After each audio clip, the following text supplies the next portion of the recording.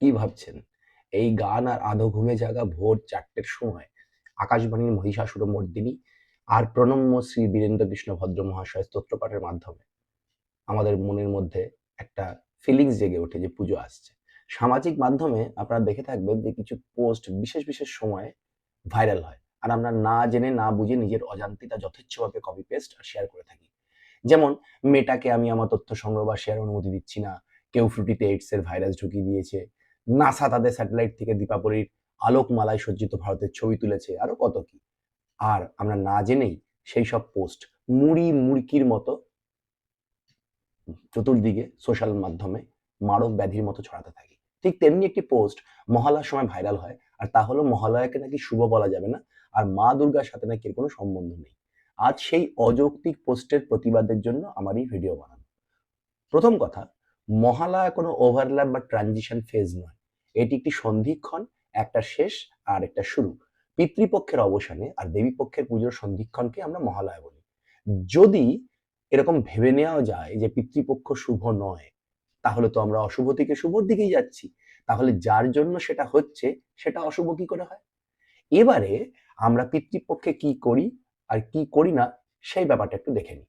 প্রতি বছর ভাদ্র মাসে পূর্ণিমার পরদিন, অর্থাৎ কৃষ্ণ প্রতিপদ থেকে শুরু হয় এই পিতৃপক্ষ, চলে আশ্বিন মাসের অমাবস্যা তিথি পর্যন্ত, অর্থাৎ মহালয়া পর্যন্ত। এরপরে আরম্ভ হয় দেবীপক্ষ। মহালয়া তিথিটি পিতৃপক্ষ ও দেবীপক্ষের সন্ধিক্ষণ। আবহমান কাল থেকে মনে করা হয় যে এই কৃষ্ণপক্ষ সময়ে চলাকালীন পূর্বপুরুষরা বংশের উত্তরপুরুষদের হাতের থেকে জল গ্রহণ করার জন্য মর্তে নেমে আসেন। কেবল নেমেই আসেন না, প্রচলিত বিশ্বাস মতে পূর্বপুরুষদের আত্মা পিতৃলোক পরিত্যাগ করে এই সময়কালে উত্তর পুরুষের গৃহে অবস্থান করেন। সেই কারণেই এ পক্ষের নাম পিতৃপক্ষ। দেবী দুর্গা এই দিন পৃথিবীতে অবতরণ করেছিলেন বলে বিশ্বাস করা হয়। বাঙালি হিন্দুরা ঐতিহ্যগতভাবে দেবী মাহাত্ম্যম স্তোত্র থেকে স্তোত্র পাঠ করতে করতে মহালয়ার দিন ঘুম থেকে উঠে পিতৃপুরুষের উদ্দেশ্যে জলদান করে। মহালয়ার আক্ষরিক অর্থ হলো মহৎ আলয় বা মহান আশ্রয়, তবে এটি মূলত দেবীপক্ষের সূচনা এবং পিতৃপক্ষের অবসানের দিনটিকেই বোঝায়। মহালয়াকে দেবীপক্ষের সূচনা এই জন্য বলা হয়, তার কারণ হচ্ছে মনে করা হয় যে দেবী এই দিনই অসুর বধ করেছিলেন এবং দেবী দুর্গাকে স্বাগত জানানোর জন্য এই দিনে বোধন বা জাগরণ করা হয়। মহালয়ার দিনটিতে তর্পণ করলে পিতৃপুরুষেরা নরক যন্ত্রণা থেকে মুক্তি পান এবং তারা আশীর্বাদ প্রদান করেন। একই সঙ্গে এটি অশুভ শক্তির বিনাশ এবং শুভ শক্তির আগমনের প্রতীক। এইভাবে মহালয়ার একই সাথে প্রয়াত আত্মাদের প্রতি শ্রদ্ধা নিবেদন এবং দেবী দুর্গার আগমনের প্রস্তুতি গ্রহণের একটি শুভ দিন। এবারে আসি শ্রাদ্ধের কথা। প্রত্যেকেই বলে যে কিছু অবাঙালি লোক নাকি বলে ইস টাইম তো শ্রাদ্ধ চল রাহা হ্যায়, কোই আচ্ছা কাম নেই কিয়া যায়গা। তো ব্যাপারটা হচ্ছে যে আমাদের ধর্মাচরণ এবং আমাদের ইমোশনকে ফলো করার জন্য আমরা অন্য ধর্মাবলম্বী লোকেদেরকে কেন ইয়ার্ডস্টিক বানাবো? তাদের কাছ থেকে কেন আমাদের সার্টিফিকেট নিতে হবে?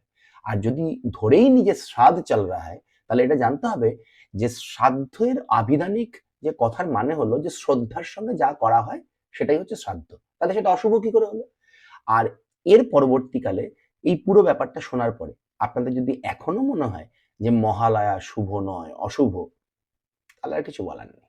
বহুকাল ধরে সুনির্দিষ্ট পরিকল্পনা করে কিছু অহিন্দুত্ববাদী অবাঙালি এইভাবে বাঙালি সেন্টিমেন্ট, ইমোশন এবং সনাতন কাল থেকে চলে আসে ট্র্যাডিশন আর প্রথার উল্টো মানে বের করে আমাদের ভুল বোঝাবার চেষ্টা চালিয়ে যাচ্ছে। আর আমরা যথেচ্ছভাবে কপি পোস্ট শেয়ার করে মোটামুটি বুঝিয়ে দিতে পেরেছি যে তাদের ফাঁদে আমরা পা দিয়ে দিয়েছি। নর্মালি এই ধরনের ভিডিও আমি বানাই না। ধার্মিক বা এই ধরনের রাজনৈতিক ভিডিও বানালে অযথা বিতর্কের সৃষ্টি হয়। কিন্তু আমার মনে হলো যে একজন বাঙালি হিসাবে যেখানে বাঙালি সেন্টিমেন্ট এরকম ইন্টেনশনালি হার্ট করা হচ্ছে, সেখানে আমার প্রতিবাদ করা উচিত।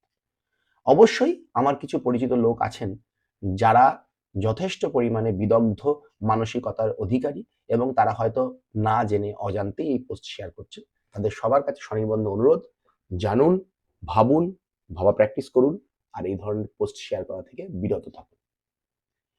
যদি লাস্টে একটা কথা বলে শেষ করি, মনে করুন এই যারা অবাঙালি আছে তারা তো নবরাত্রি বলে ওই কিছু ফলাহার উপবাস এসব ভাবে তাদের নিজের জীবন কাটান। আমরা পুজোর সময় এরকম করি কি? না কোনো সময় করতাম?